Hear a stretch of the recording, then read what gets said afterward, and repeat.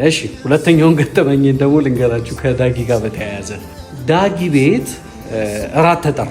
ቅዳሜ ቀን ነው። ዳጊ አገልግሎት ነበረው የሆነ ቸርች ሰው አገልግሎ ነው የመጣው። አገልግሎት ስለሚመጣ አንተ ሄድና እዛ ከነሱ ጋር ትቆያለህ ቤት። ከዛ ዳጊ ሲመጣ በቃ ያገኛል ተባልኩኝ። ወይ ያገኛል አለኝ ወይ ያገኛል ተባልኩ። ከሁለት አንዱ ጩጬ ነበርኩኝ ያኔ እና ተዘጋጅቼ ከሰው ምናምን ብዬ ከእናቴ ምናምን ለምኜ ብቻ ኬክ ገዛሁ። እቤቱ ልሄድ ነው የሚቀበል ሰው እንልክልሃለን ብለው ተቀበለኝ ምናምን ሄድ። በጣም ደስ ብሎኛል። ዳጊ እቤቱ ልሄድ ነው ላወራው ነው ቁጭ ብዬ እንደዚህ ላወራው ነው። ጭራሽ እንደውም ተጋብዤ ከቤተሰቦቹ ጋር ምናምን ላወራ ነው።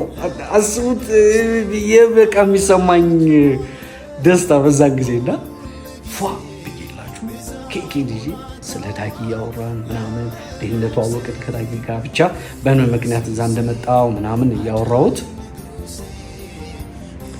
ልክ የቤታቸው በርጋ ብረት በር ልክ የቤታቸው በርጋ ስደርስ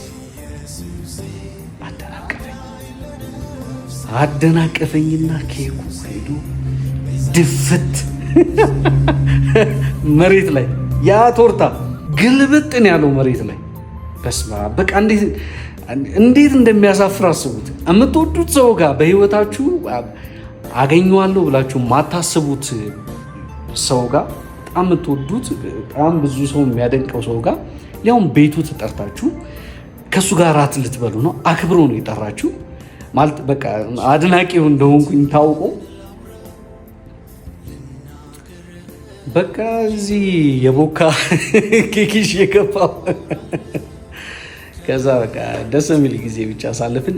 አረሳውን በህይወቴ ካሳለፍኳቸው ደስ የሚሉ ምሽቶች ውስጥ አንደኛው እሱ ነው። ዳጊ ቤት ራት የበላሁበት ጊዜና ከዳጊ ጋር ቁጭ ብዬ ያወራሁበት ጊዜ እንደዚህ ፊት ለፊት ዳጊ በጣም ነው የማከብር፣ በጣም ነው የምወድ። አሁንም ይመችህ።